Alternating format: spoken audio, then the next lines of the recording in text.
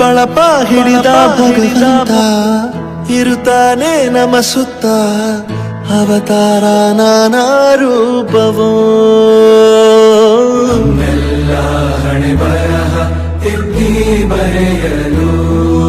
ಕತ್ತಲೆಯಿಂದ ಬಂತ ನಮ್ಮ ಕೈಯ ಹಿಡಿಯುತ್ತ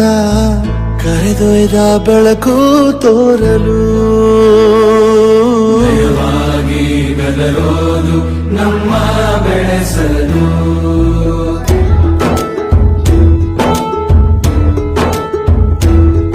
ಭಾಷೆ